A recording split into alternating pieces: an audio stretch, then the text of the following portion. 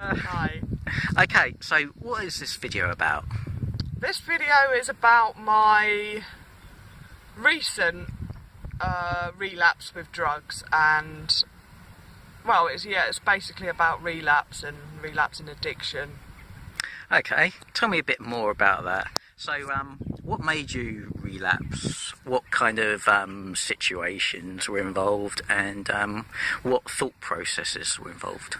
Well, a few months ago, I'm not going to go into it too much, what actually happened, but I've had a bit of extended family problems, but also social problems with friends. Without going too much into it on here, because I don't want to disclose anything that's not about me. I can't really talk too much about the people that were involved with this last relapse. But the thought processes were basically, the main one is that I was unworthy of love. I just had this overbearing thought of being unworthy of love, and that is what triggered it. I suppose, that was the main thought process. Okay, so No self-esteem. My self-esteem just went down because of these situations, and yeah. Okay, so that got you started. I mean, did you jump straight back in, or did it escalate over time? As you know, David, my darling, no, it didn't start off as a full-blown relapse. It was kind of like I decided to have a few opiates, one evening. One-off, as many addicts will understand that it's never a one-off, but I did think that I could control it, and I did control it for not very long, and then it kind of got more frequent. So I was doing it I did it once a month, then it got to maybe once every 2 weeks, and then it got to weekly, and then daily eventually.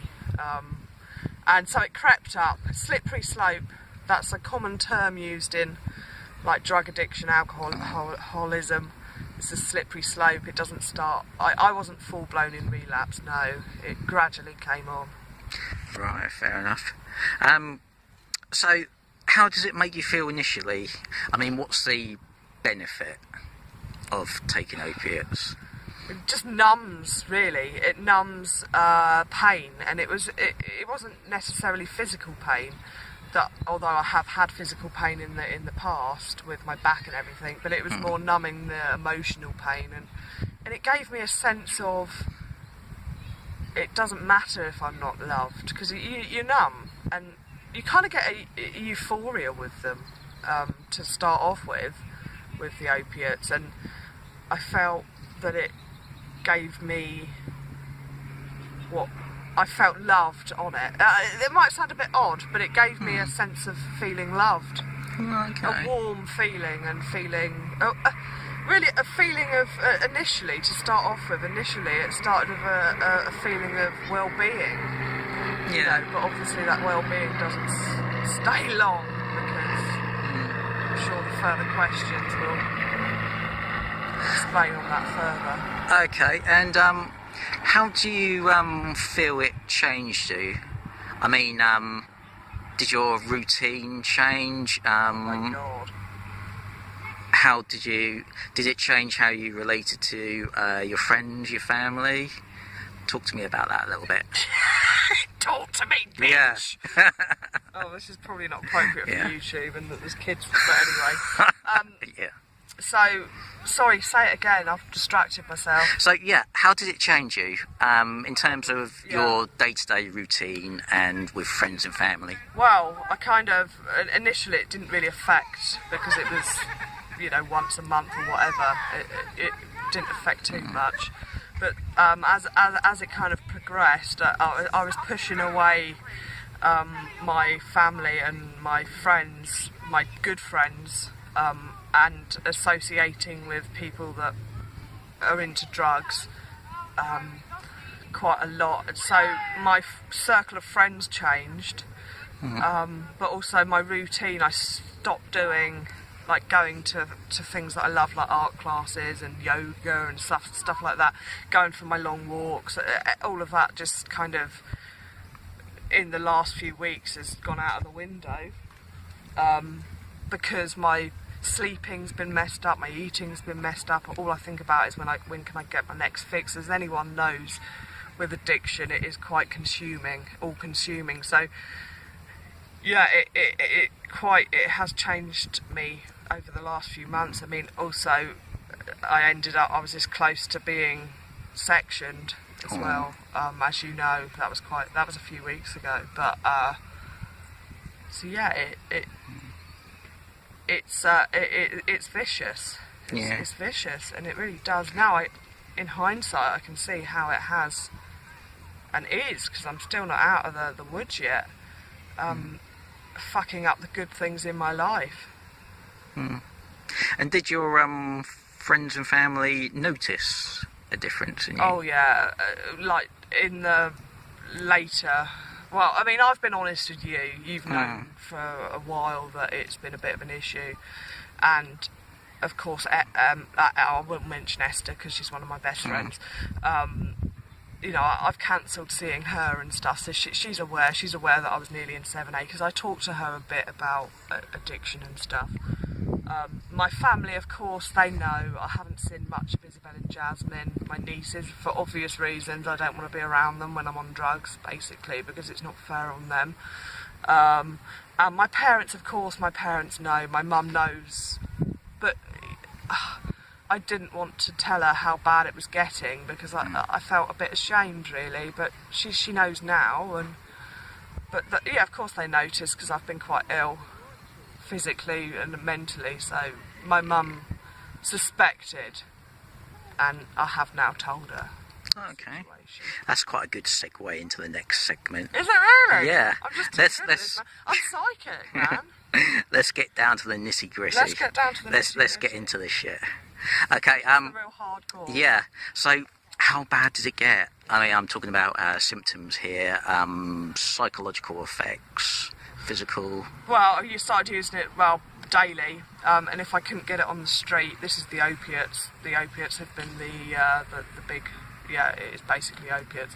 So if I couldn't get it on the street, I'd be buying over-the-counter stuff, overdosing on that to stop me from withdrawing, really, because the withdrawal is kind of really bad diarrhea, vomiting. I've had mornings when I've been vomiting, really bad anxiety, and I mean really bad, and suicidal. I mean, I've been. I get fleeting thoughts of suicide. I mean, that they're not as not as frequent now, because I'm getting help now, which we'll talk about in a bit later. But yeah, suicide. I was just thinking because this has been like a really severe relapse, and I thought that I got a bit complacent. I thought that I could control things, and I can't. And so I thought I'd failed big time, and I just wanted to end it. Oh, bless you. So it has fucked me up, yeah. So, David, can I just ask one thing? How many minutes have we done? Okay, almost 9. Oh, okay, we got plenty of time. we're fine, yeah. Time. So, what actually made you seek treatment? Was there anything specific that happened, or was it just a combination? Well, obviously my support worker has been concerned about me and has been like... Becky! Hi Becky, if you watch this, I don't know if you do. But obviously she's been pushing for me to have treatment, but I've been like, no, there's nothing wrong with me, you know how it is, denial. You know, I ain't got a problem, even though it has been really severe. But also, it's dominated my life, David. You know, it's in the last, I'd say, 2 to 3 weeks, it has been pretty much daily, and that is what I think about. And you know, when am I going to get my next fix? How am I going to get it? What about if I can't get hold of this dealer? You know, I'm going to have to go to this pharmacy because they're not going to sell it to me. You know, it's just been consuming. Yeah. So I thought, also I looked at a picture of Isabel and Jasmine, my nieces, about 2 weeks ago, and just burst into tears because I was like, I want to spend time with them. They mean the world to me, but while I'm on drugs, I can't. And and I just, it was either me having treatment or me either taking a massive overdose, which I have been doing, and as the treatment people will kind of vouch, I'm high risk. It was either dying or committing suicide or trying one last time to see the light at the end of the tunnel, and luckily I've chosen the light, which I'm hoping is there. But it's like you're here, which is my light at the moment. Oh, bless you. I'm charming.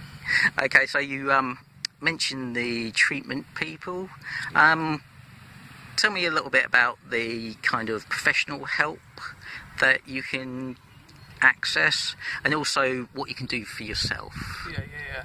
Well, I'm going to talk about opiate addiction because that is pretty much, because you can get treatment for so many addictions, so I'm just going to talk about opiate because that is what I'm going through.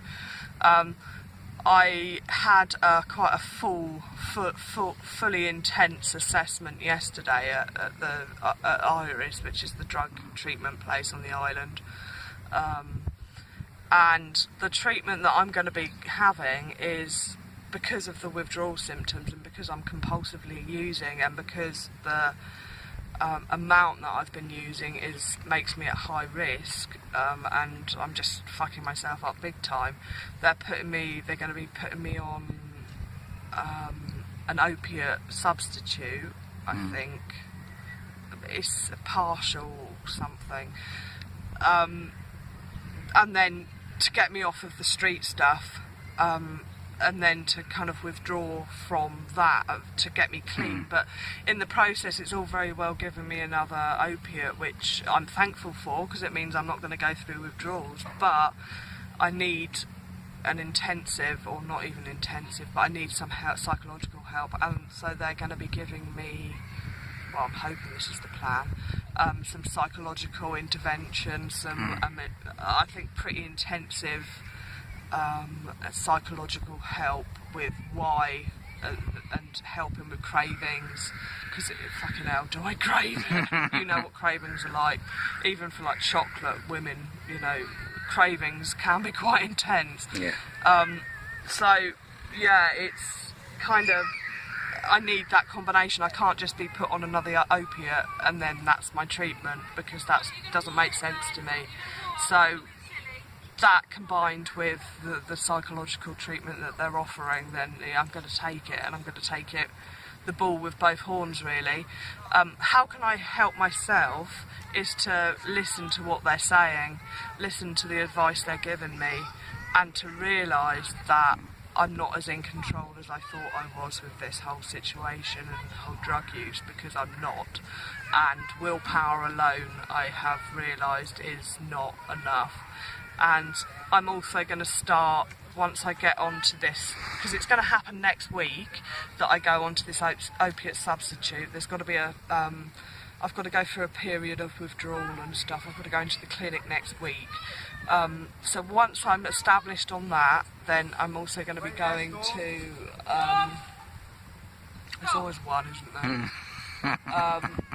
I'm also going to be going to DAA meetings, which are Drug Addicts Anonymous meetings, which I've already looked up on the internet, just for that kind of support in the early days, really, and to try and look after myself. And, and I feel quite blessed that I am still alive, because as the lady told me yesterday that I spoke to, there have been the amount that I've been taking, I could have easily have died, quite easily. I'm high risk of overdose. That's why they're wanting me to get into treatment quickly. But, I've been in denial up until the last few days that I haven't had a problem, even though I've been close to death quite a few times. Okay, so you've mentioned some of the positives about getting yourself clean, with your family and my friends family, and stuff. And my baby Davids, and my baby Esthers. My babes. Okay, so tell me a bit more about your plans for the future, any goals, anything really that's going to help keep you away from opiates. Really put my life in... Yeah, it cut out. Goals. I'm going to put my life into recovery for well, it needs to be a lifelong thing really, but for definitely for the next few weeks it's got to be my priority. But my goals are to get myself back on track, get myself back doing my university stuff, doing my artwork, getting out and about, doing my yoga, doing my walking, socialising with my good friends and my family, seeing Isabel and Jasmine, and just looking after myself really. So I can see that the future is a bit more rosy, and I can see that I can get out of this, whereas up until like a few days ago I didn't see a way out other than, like I've said, death. So yeah, it is pretty much, I've put for the last few weeks my life has revolved around when I'm going to get my next fix, so my life can now revolve around how I'm going to get myself clean and how I'm going to keep myself safe. Okay. And wow. Just love the people that love me, really, because I have got people that love me, and not everyone, as I know and as I found out, is your friend. And obviously I'm not going to go into people, but I've got to change the kind of circle of friends that, obviously not you and Esther, my true friends. That Yeah, better not.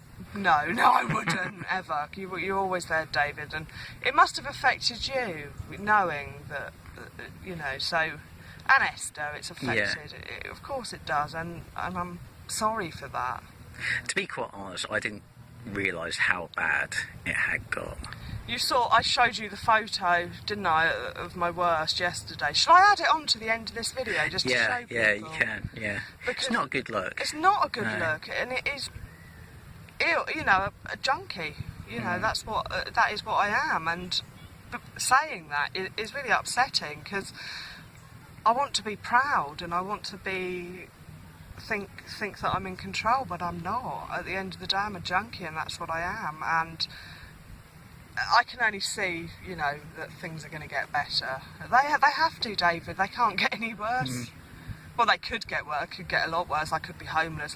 There's so much, there could be so much worse. But I need to look forward and sort my fucking life out, David, because this is not working. And so going from that one-off, like we said at the beginning of the video, that one-off where I thought I'd just try it, and that's how, as you will see from the photo that I add on to the end of this video, you'll see how it escalated, and it wasn't just the one-off, and as addicts know, it never is just a one-off, and I need to remember that. Because I got complacent, I thought I could do it, but no. And as people know, opiates are fucking addictive. Really addictive, and it's not just the physical withdrawal symptoms, it's also the psychological aspect of opiate withdrawal. But I'm wrapping this up because this video is going to stop any minute now, so thank you for recording this for me and being my interviewer, and it's nice to have you here, and we've got to remain positive and remember that we are strong, we are warriors at the end of the day. Oh, okay, thanks for that, Sarah. Hopefully someone will have a look at this and they'll be inspired, and hopefully can we really have a hug quickly before it cuts out? Okay. Oh, David. Sorry, David is one I of hope my that didn't go friends. looking down your boobies. Oh, that probably did. Okay.